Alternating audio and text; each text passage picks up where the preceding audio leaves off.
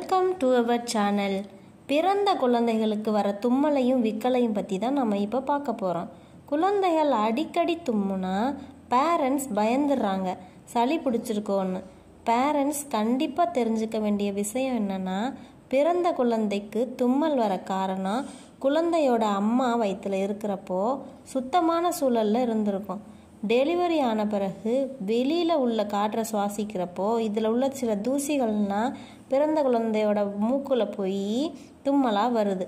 குழந்தை வெளி உலகத்தை பழகினதுக்கப்புறம் சரியாயிடும். விக்கல் பிறந்த குழந்தைக்கு பால் குடிக்கும்போது சில நேரத்தில் அளவுக்கு அதிகமாக குடிச்சிருங்க, இல்லைன்னா காற்றை முழுங்கிடுவாங்க. இதனால் விக்கல் வருது. பகலில் நிறைய நேரம் தூங்கிட்டு அம்மாட்ட பால் குடிக்கும்போது கடகடன்னு குடிச்சிடுறாங்க, வயிறு நிரம்பிடுது. ஸோ இதனாலையும் விக்கல் வருது. நீங்கள் விக்கல் வர டைமில் பயந்துடாமல் குழந்தைகளை நீங்கள் என்ன பண்ணணும்னா, பால் குடித்து முடித்தோன்னே உங்கள் தோலில் போட்டு தட்டி கொடுக்கலாம்.